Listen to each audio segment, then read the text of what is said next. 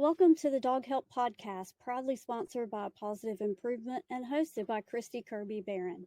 As a certified dog behavior consultant, I'm eager to share my extensive experience and expertise to help you with all of your dog training needs. From tackling common issues to diving deep into the mysteries behind dog behavior, I'm confident I can help provide you with the solutions you need. So don't hesitate to hit the subscribe button and join me on this exciting journey of discovery.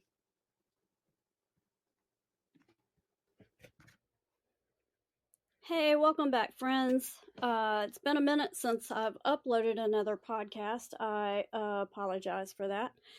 Honestly, I started one on how to choose a trainer, and it just kept growing. And I realized there was way too much information to try to impart in one podcast, so I broke it up into sections. One thing I have been asked is whether or not I will take training videos and do that cold reaction where you put it on, I haven't seen it, and I react to it as it's playing out. And the answer is yes and no. You're like, wow, that was such a commitment. The reason I will not criticize another trainer is, well, first of all, it's not ethical. So if you got a trainer that's slamming other trainers, just know that that person is not ethical. That's just not what you do. Also, a video never tells the whole story. So when you're looking at these training videos, or you're looking at the TV programs or the TikTok things, remember that what they show on there isn't the whole story. If they have a horrible thing going on, they're not going to put that on that 30-second video on TikTok. They're putting their best foot forward. And so if you have someone working with a difficult dog, even if it looks bad, they may be doing a very nice job with a dog that is difficult to work with, or they may be taking a fantastic dog and be doing a terrible job with that dog. But either way, you don't see the full story. So one thing that we have to be sure of is that we remain, I guess, impartial to training methods, to out and out abuse. That's one thing. Anybody, it doesn't take a trained eye to see a video of a dog being abused and know that that is abuse. But we're talking about different kinds of training methods and how trainers train the dogs. And we need to kind of look at, instead of what is the trainer doing, like I said, above and beyond being outright abusive. If you've got someone beating a dog or strangling them, choking them up, that's not training, that's abuse. And aside from those things, what you really need to look at is the dog, the body language of the dog. The dog will tell you, even though you don't have the full picture, the dog will tell you how they are feeling in that very moment in time. And I do plan to do some of those video breakdowns where you're looking at the dog, not necessarily the trainer, but the dog, and kind of seeing the feedback of what they are trying to achieve in that video and how it's going from the dog's point of view. So if you're not subscribed, I would highly recommend that you go over to the YouTube account. It's at Christi Baron, at CHRISTIBARON, at Christi Baron. Or you can look up a Positive Improvement, and these links will be in the video description. But go on over there and get signed up so that when these things come out, you'll be the first to see them. So now we're going to get into some red flag statements. And what prompted this is, people have said, well, how do you choose a trainer? Choosing a trainer is not as easy as a checkbox. choosing a dog breeder is the same way. It's not as easy as just checking a box and saying, well, if this person checks all of these boxes, it must be a great trainer. There are some things that you can look for that will help you with regard to choosing someone, but there are also some things that should throw up a red flag and kind of make you think twice about the hype around the advertising going on with certain programs or trainers. First, revolutionary or new. There is nothing revolutionary or new about training. It has been around. I don't care if it's the science based, the positive motivation, the e-collars, the cookies, it's all been there. It's all been there, and there's nothing new. I came from a time where we weren't using marker based training and we weren't doing all the positive motivation things. And I was exposed to marker based training. And for you guys that don't quite know what that means, it's the clicker or the word yes. Sometimes you've heard of people using the word yes or clicker, but these marker based training, I was exposed to that in like 1992. And more people are becoming aware of it now, but that doesn't mean it is revolutionary or new. There's nothing new or revolutionary about training. So that's a huge red flag. Another red flag is promising major results in as little as, or just saying you can get fast results. With easy things like sit, down, shake, maybe. Like you really can make major results in that. But most people do not reach out for these types of training for sit, down, shake. They reach out for more complex things such as jumping up, biting at your hands and feet, potty training. And there are no, I mean, you just can't, for complex behaviors, there's just no one quick fix. And so if they tell you major results in as little as 2 weeks or 6 weeks or 5 easy steps, anything they promise fast results is kind of misleading in that how can they promise a quick fix for a complex problem across the board with every single dog when they've never even evaluated the dog? And not only that, but dogs and people do not learn the same way. So there are multiple ways of teaching concepts. And if they promise their method will work on every dog, that's pretty suspect. They may be trying to force the dog when the dog's not best suited by that method. And a good trainer knows how to adjust to the dog's needs as well as the owner's needs. So it's not all about the dog.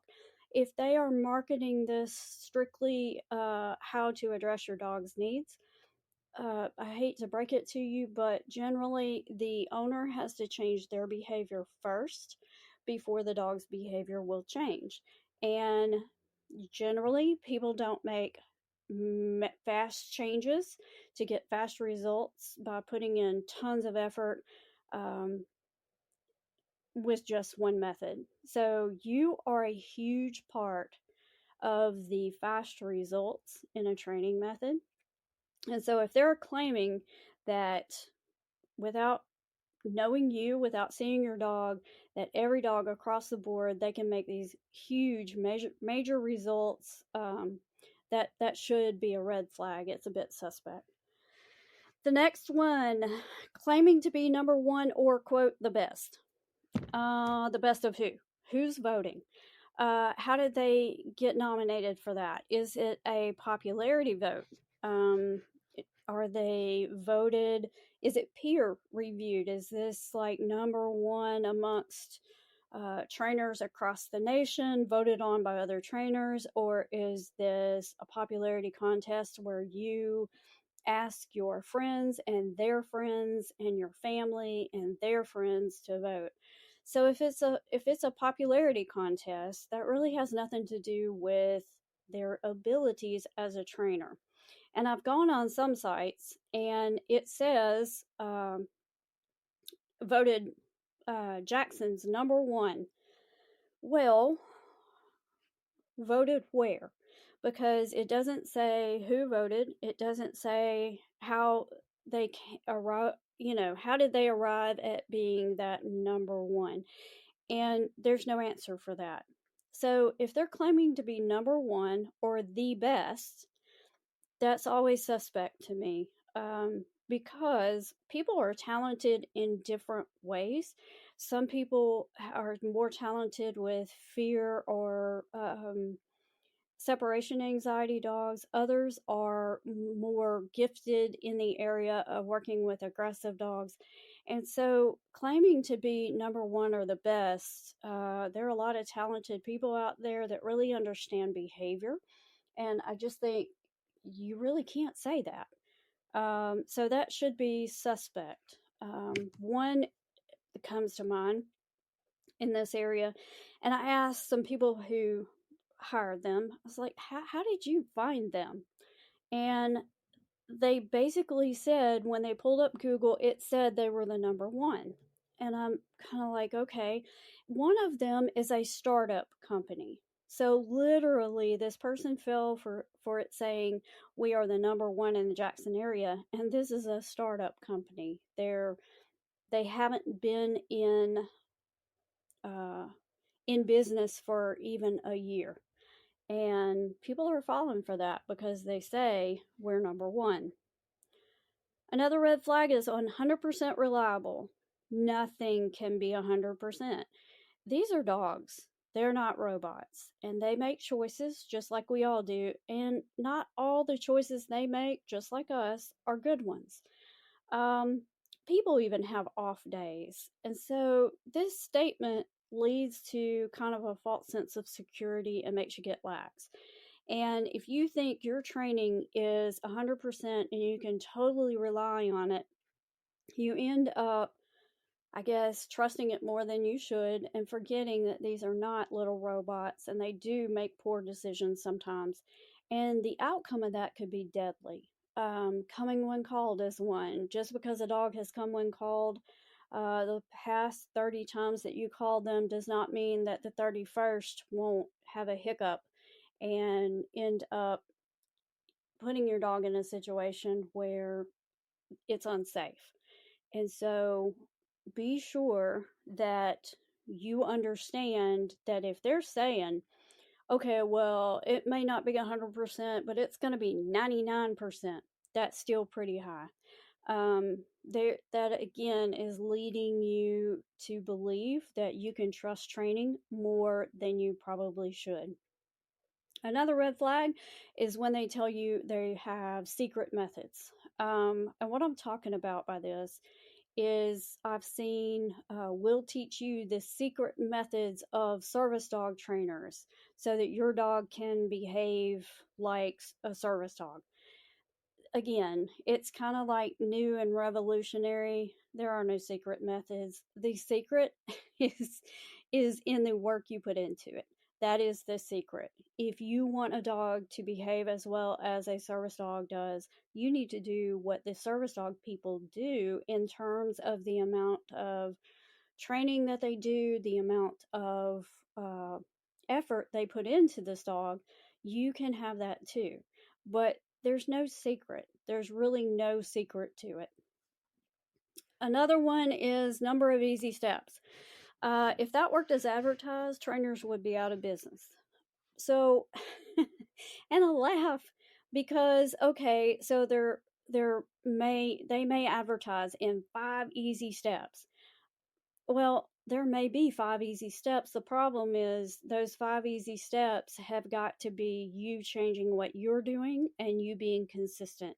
And that is not easy. So, if there are a number of easy steps that promise to solve all of your problems, you can pretty well tell that that is a misleading statement. And if it were that easy, we wouldn't have a job, right? Ads that refer to dominance theory. Now, dominance theory has been proven wrong time after time after time. It is an old, antiquated, and very wrong um, model. And what I mean by dominance theory is anything that has the phrase pack leader, uh, submission, make your dog submit to you, dominance, that make your dog know that you are their pack leader and you're more dominant than they are.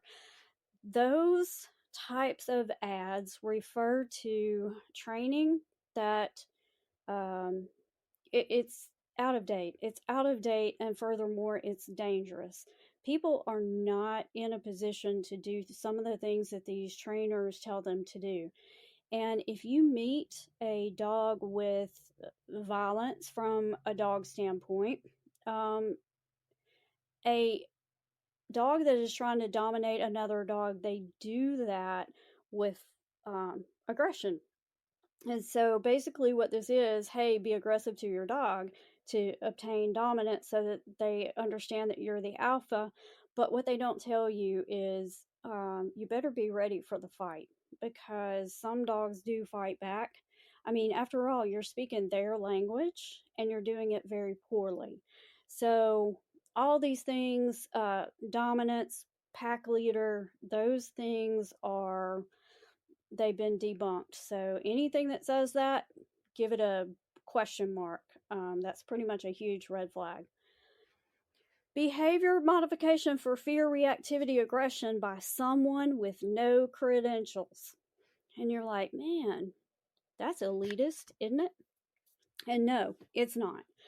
So being people doing behavioral modification, doing behavioral work with dogs, it's specialized. It's like psychology. Behaviors are a symptom of the problem, and those are not training problems. So if you can imagine that there's a difference between a child psychologist and a teacher. Both of them are dealing with the behavior of the child. One is dealing with behavior as it relates to learning in the classroom and their I guess their ability to get along and do things in that classroom. But the child psychologist is dealing with all of their behaviors by getting to the root of the problem. And if you can treat the root of the problem, all these symptoms go away.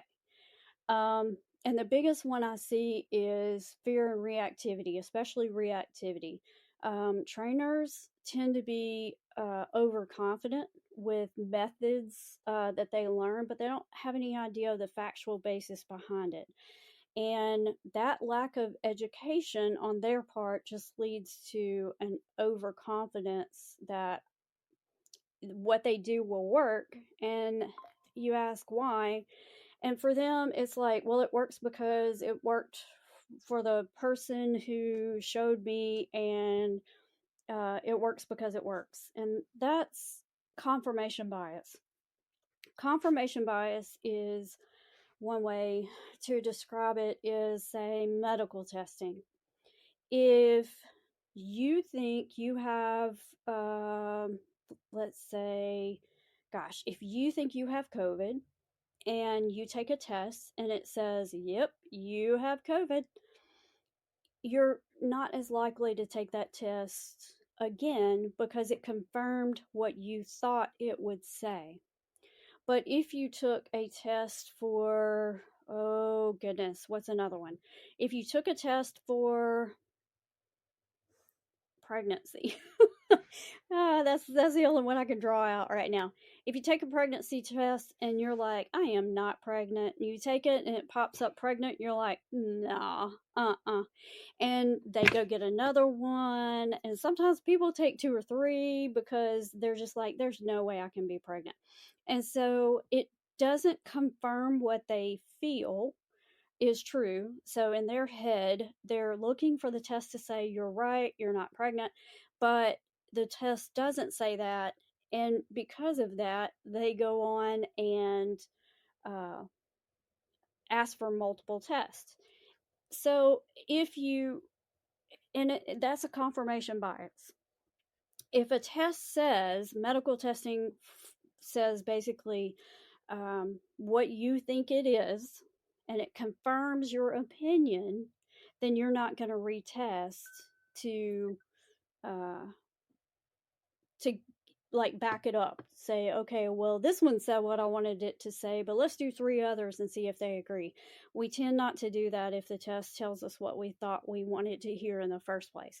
So when it comes to dog training, confirmation bias is, I know this works because I've seen it work, and this is what somebody else did, and that's what they taught me to do, and it works. So that's not good enough. That's confirmation bias. If you don't know why it works, and it is possible to know why it works, if you don't know why it works or when it should not work, then you're really approaching behavioral things overconfidently. One another problem that can come out of that is some trainers tend to become more harsh if the dog isn't responding. So if you have a trainer who uses a choke chain, say, and they give a jerk on the collar and the dog doesn't do anything, it still continues the behavior. They then go to a prong collar or uh, oh gosh, prong collar, you know what I'm talking about. They go to the prong collars and they give a jerk on that, and if the dog still isn't responding to that, they may escalate to using an electronic shock collar, or they may use a pool noodle to hit them, or plastic bat sometimes they use to hit them to get their attention. But if the dog isn't responding, the tendency is to get more and more aversive with them, punish them harder until they start to see them complying. And in some situations, that's not the thing to do. Um, like with field training, Chesapeake Bay Retrievers, I've heard it over and over. It could be a confirmation bias, but I've heard over and over that those dogs clam. And what it is, they sit there and they take it. You can dish out whatever you want, but a Chessie that has decided they are done and is shut down will just sit there and take it. And a lot of trainers don't like to uh, deal with them because they can't fit into that mold of, if they don't do what you want, just be more aggressive in the punishing, be harsher, turn the e-collar up and shock the dog on a higher stimulation, or all the things. And what the problem is, not the dog, it is the training method and that confirmation bias of trying to say this works. It works on labs, it works on Goldens, it works on all these, so it's going to work on this particular dog. And if it doesn't, then we're just going to make it tougher. And that's not the way to be. That is confirmation bias and a lack of education on the part of the trainer. And another problem that can play into that as well is that there's a huge tendency not to refer to credentialed professionals quick enough, if at all. So they think that they can handle this. Like, I've got this. And the dog would have done far better if they had been referred to someone quicker. But they tend to handle things all on their own, and they seldom involve veterinarians in the treatment plan. Vets and behavioral counselors should work hand in hand. And so, if you send your dog in for lunging and barking and snapping at people or having bitten someone, and this individual has no credentials, then, like I said, there is a tendency to escalate, to force the dog into submission. There's a little bit of a lack of education, and they seldom involve the vet, which could be a huge portion of what the treatment plan should be. You cannot train away medical problems, and many of these people take the dogs in and they do not do or have full workups done on the dog. And we're talking more than just our yearly exam. And if they're not doing that, then it's kind of it's a red flag. Another red flag: science-based methods with no credentials. You're like, what? Okay, so again, behavior modification for fear, reactivity, aggression by someone with no credentials, and, quote, science-based methods with no credentials. Now, the funny thing to me is both sides of that coin are science-based. Whether you use prong collars, e-collars, whatever, head halters, no pull harnesses, cookies, it's all science-based. There is an explanation for all of it. So it's not that people who choose to use prong collars and all that aren't using scientific methods. They are, but they don't know exactly which side of the coin they're falling on. And that can happen too when you have people who only want to use 100% positive motivation. And if they're not credentialed, they may not really realize what side they're falling on either. And what I mean by that is usually when you see, quote, science based methods, um, it's used to communicate that they're mostly non aversive, positive reinforcement type training, but that doesn't mean they understand the application of the science behind it. Training is only as good as the competency of the trainer, and I've met a lot of trainers who are training or meaning to train kindly, but they don't have a clue. Um,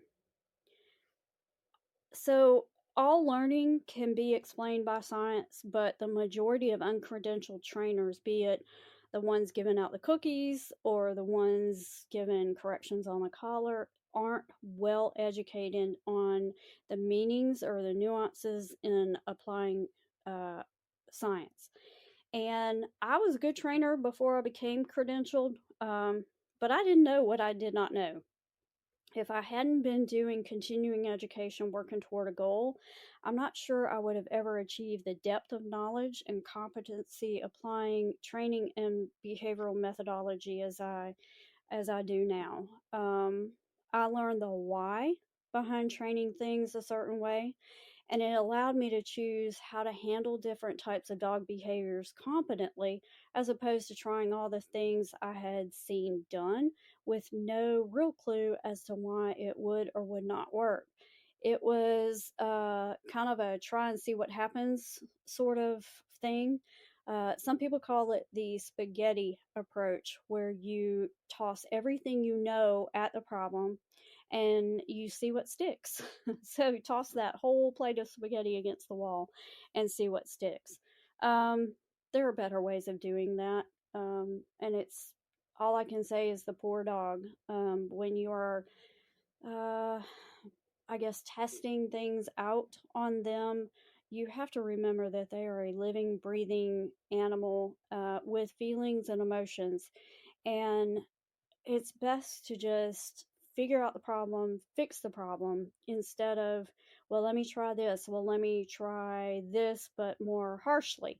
Let me try this instead. And so, again, when you get into uncredentialed people, um, whether they're saying they're positive reinforcers, that too can have a whole lot of pitfalls. But that'll be on the next podcast.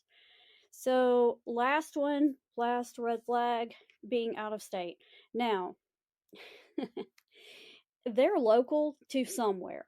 The fact that they are out of state does not always make them better. It seems like people fall into this trap of sending their dogs out of state or going to an out of state person because it appears that they are better. Why are they better? Just because they live somewhere else? And it makes me laugh because if you go by credentials or if you go by any number of ways of choosing. These people are often no more qualified. And if you ask the local people where they are, some of them will say, that guy has no idea what he's doing, and I don't understand why people are sending his dogs in. So the fact that they're out of state, don't fall into that. You've got good people here. Even in the state of Mississippi, there are good trainers, and there's really no need to go out of state for most training needs. And so that's my takeaway on those. Next time, we're going to be talking about credentialing and really what does that mean? Because there are a lot of great trainers out there who say, I'm a great trainer. Um, I really don't need to be credentialed. I'm comfortable with where I am and who I am, and I'm comfortable with the training I put out, and I don't need little letters after my name to prove anything. And then you also have people out there who say, well, credentialing isn't the end all be all, because we've known there have been publicized cases of people, trainers who do have credentials doing a poor job. And I agree with them. Credentialing isn't the end all be all, but I still believe it's something to look at, and I'll be talking about why in the next podcast. And we'll be talking about some things to look for. This one's been about red flags and things to shy away from. The next one will be more about what to look for in finding a trainer and kind of understanding where trainers are coming from in their knowledge base. That will be the next one. So, I also am reaching out, and I would love for people to give me videos, send me videos of dogs that you would like critiqued. I said I would not do critique other trainers, but if you want to have someone critique you, or if you want to have a video of your dog looked at and say, what in the world is why is my dog doing that? Send those to me. Send them. You can send them to Christi, Christi, at doghelp.net. You can send those over, or just hit me up and make a comment on one of these and reach out, and send me some videos of your dogs if you want to see things, or puppies. Puppies are great if you want to kind of figure out what puppies are doing and what they're looking at, and the things that they are learning and figuring out. That's absolutely a lot of fun too. So in closing, I'm going to recap for you things that are red flags, or anybody saying something is revolutionary or new. If they're promising major results in as fast as or easy steps, claiming to be number one or the best. If they're saying it's extremely reliable, 100% reliable, on leash, off leash, that's a trap. Secret methods, there are no secret methods. In a number of easy steps, that's leaving out lots of the equations, so it's probably not going to be as easy as a certain number of steps. Any ad or proclamation by that trainer that refer to dominance theory, that's pack leader alpha, submission dominance, that means that this individual is not up to date on their knowledge base, and you should probably shy away from that. Behavioral modification for fear, activity, or aggression by someone with no credentials. Someone who says they use science-based methods with no credentials. And people who are out of state aren't always better. So that's going to conclude the podcast for today. And I'll be, like I said, the next one will be going into more about what to look for and the reason why credentialing matters. So thanks for joining me again, and I will see you again next time.